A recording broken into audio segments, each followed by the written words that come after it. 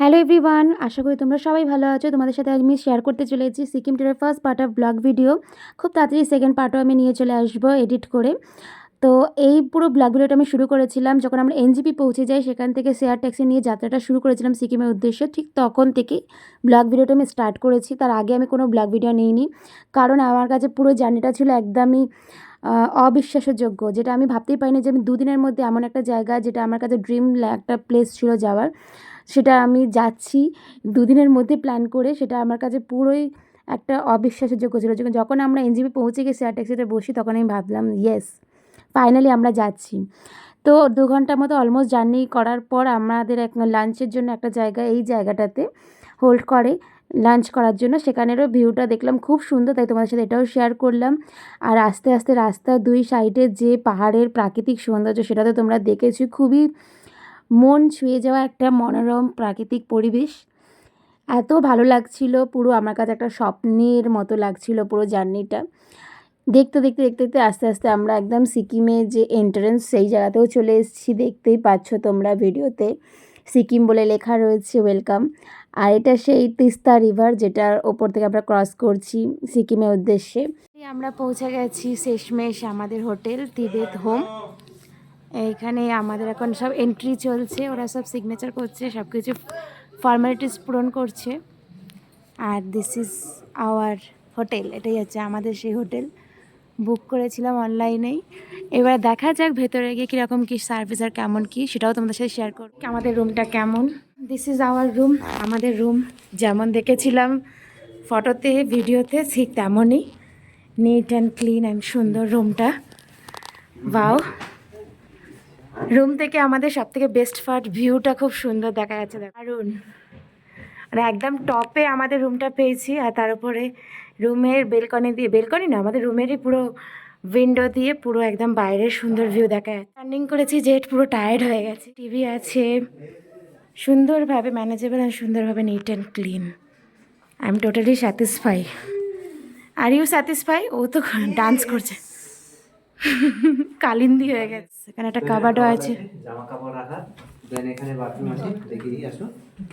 তো এটা হলো বাথরুম, পুরো পরিষ্কার, বলবো পুরো বাড়ির মতো পরিষ্কার এটা রুম। আর এখানে দেখতে পেলে সার্ভিসটাও ভালো, সার্ভিস খুবই ভালো।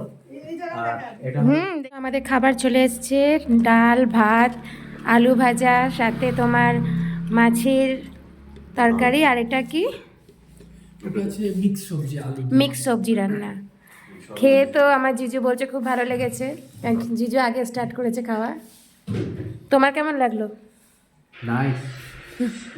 আমি এখন স্টার্টই করিনি, এবার আমিও শুরু। দিনেই আমরা বন্ধুরা চলে এসেছি সবাই মিলে এখন লাল বাজার, পাশেই আবার এমজি মার্কেটও আছে। সবাই মিলে এখন মার্কেটে ঘুরবো, দেখি কী কী কিনতে পারি। তোমরা থাকো, পুরো ভিডিও তোমার সাথে শেয়ার করবো। আমরা এখন সকালে মিলে ঢুকছি এমজি মার্কেটের ভেতরে, দেখি কি কি পাওয়া যায়। কোথায় ওরা? না, এটা এমজি মার্কেট, এমজি লাল মার্কেট ওইটা যেটা ওদিকে ছিল।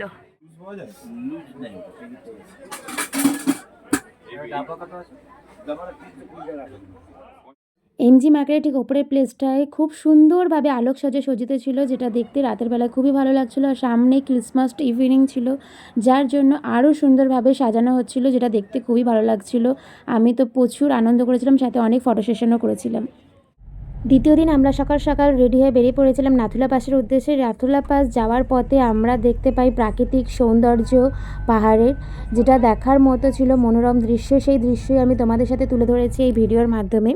শেষ পর্যন্ত তোমরা থাকলে পারে ভিডিওতে তোমরা দেখতে পাবে অনেক প্রাকৃতিক সৌন্দর্যের ভিউ পয়েন্ট, যার মধ্যে এই একটা সেই ভিউ পয়েন্ট যেখানে আমাদেরকে দাঁড় করিয়েছিল। এখান থেকে দেখতে পাচ্ছ, এখানটা ভিউ পয়েন্টের কারণ হচ্ছে এখান থেকে মাউন্ট কেটুটা খুব সুন্দর দেখাচ্ছিল। আর এত সকাল সকাল বলে খুব ঠান্ডা লাগছিল আমার, এমনি আমি ঠান্ডা কাতুরে মানুষ।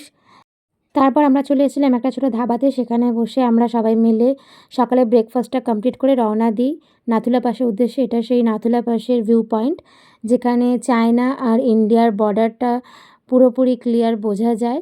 তো গাইস, আমরা এখন আছি নাতুলা পাস। আর এখানে এতটা উঁচুতে উঠে, তো হাজার উঁচুতে উঠেছি। 14,000 ফিট উচ্চতায় পৌঁছানোর ফলে এখানে অক্সিজেন লেভেলটা খুবই কম ছিল, যার জন্য আমাদের দুজনের খুব অসুবিধা হয়েছিল, যার জন্য আমাদের অক্সিজেন সিলিন্ডার নিতে হয়েছিল ছোটো। কিন্তু যে আশা করে এসেছিলাম সেই আশাটা পূরণ হয়নি। এই পুরো এরিয়াটা যেটা দেখছো এটা পুরো বরফাচ্ছন্ন থাকে। যদি ডিসেম্বরের লাস্টে বা জানুয়ারি ফার্স্টের দিকে বা জানুয়ারিতে যাওয়া যেত সেই টাইমে, কিন্তু হয়নি, ব্যাড লাক। বাট তোমাদের এই পুরো ভিডিওটা কেমন লাগলো তোমরা কিন্তু অবশ্যই কমেন্ট করে জানিও, আর ভালো লাগলে অবশ্যই শেয়ার করে দিও বন্ধুরা। Tata, bye bye.